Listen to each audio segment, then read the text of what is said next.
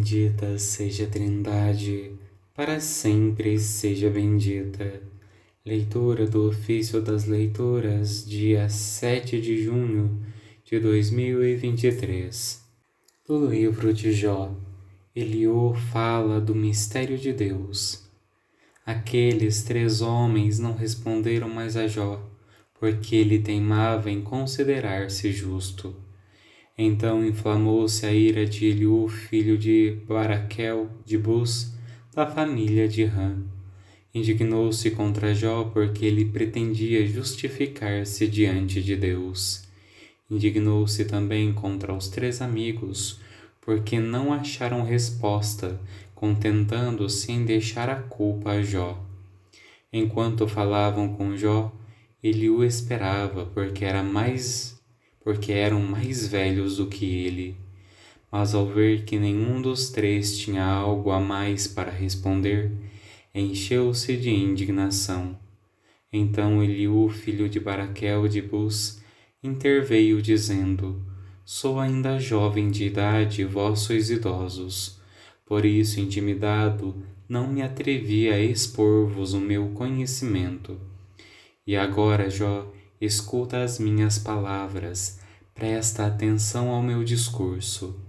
Eis que abro a boca e minha boca vai falar a minha língua. Meu coração dirá palavras de conhecimento e meus lábios falarão com franqueza. Foi o Espírito de Deus que me fez e o sopro do Todo-Poderoso que me animou.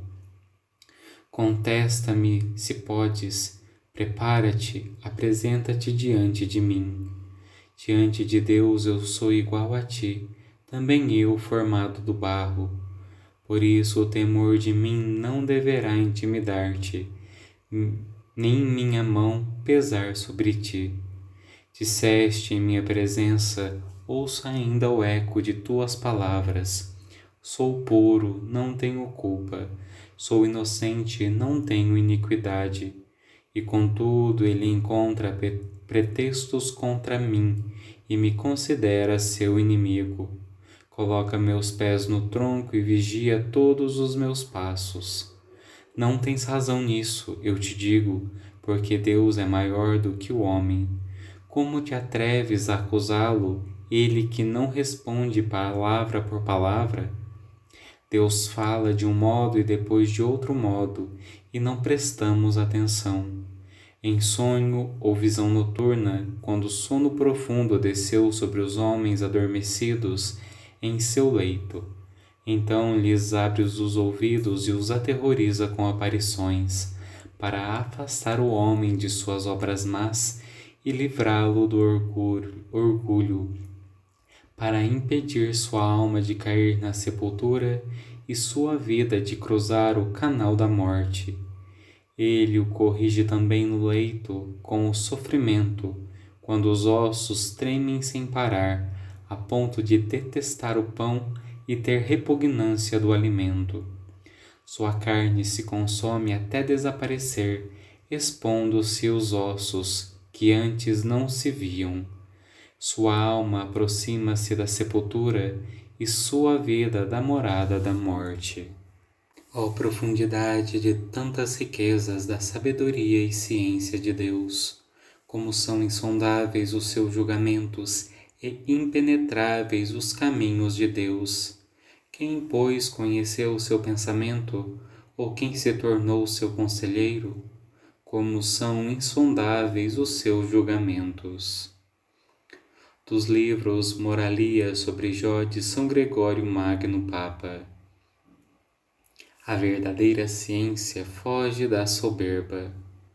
Ouve, Jó, minhas palavras e escuta tudo o que digo. A ciência dos arrogantes tem isso de próprio, que elas não sabem comunicar com humildade o que ensinam e não conseguem apresentar com simplicidade as coisas boas que sabem. Vê-se bem, pelo modo como ensinam, como se colocam, por assim dizer, em lugar muito elevado e olham de cima para os discípulos, postos embaixo, à distância, e não se dignam examinar juntos a questão, mas apenas se impor. Com razão disse deles o Senhor pelo profeta: vós os governáveis com severidade e tirania.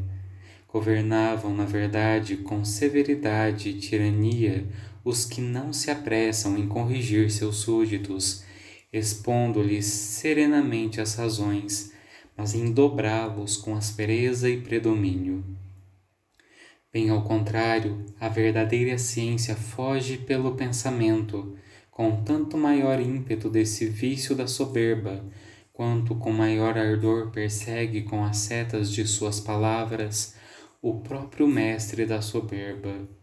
Cuida de não apregoar por suas atitudes o vício que procura extirpar do coração dos ouvintes, mediante as palavras sagradas. Esforça-se por mostrar a humildade que é a mestra e a mãe de todas as virtudes, tanto com as palavras quanto com a vida.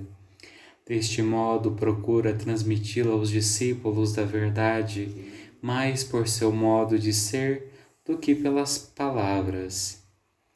Por isso, Paulo, falando aos Tessalonicenses, como que esquecido das alturas de seu apostolado, disse: fizemo-nos pequenos no meio de vós. Também o apóstolo Pedro, ao dizer: preparados sempre a dar satisfação a quem vos pede explicações sobre a esperança que tendes. Afirma o dever de, na própria ciência da doutrina, manter a virtude do que ensina, acrescentando, mas com modéstia e temor em boa consciência. Quando Paulo diz aos discípulos, ordena e ensina com toda autoridade, não fala de um domínio, mas se refere ao dever de persuadir pela autoridade da vida. Com autoridade se ensina aquilo que se vive antes de dizê-lo, pois não se tem confiança na doutrina quando a consciência impede a fala. Por conseguinte, Paulo não lhe sugeriu a força de palavras soberbas, mas a confiança da vida reta. Sobre o Senhor está escrito: ensinava como quem tinha poder, não como os escribas e fariseus. De modo singular e essencial, foi ele o único a pregar o bem com autoridade, porque nunca cometeu mal algum por fraqueza. Com efeito, pelo poder da divindade possuía o que nos ministrou pela inteireza de sua humanidade. Revesti-vos todos de humildade uns para os outros, pois aos soberbos Deus resiste, mas aos humildes dá sua graça. Aprendei de mim, que sou de coração humilde e manso, e achareis paz e repouso para os vossos corações. Pois aos soberbos Deus resiste, mas aos humildes dá sua graça. Oremos. Ó Deus, cuja providência jamais falha, nós vos suplicamos humildemente, afastai de nós o que é nocivo e concedei-nos tudo o que for útil. Por nosso Senhor Jesus Cristo, vosso Filho, na unidade do Espírito Santo. Amém. Bendigamos ao Senhor, graças a Deus.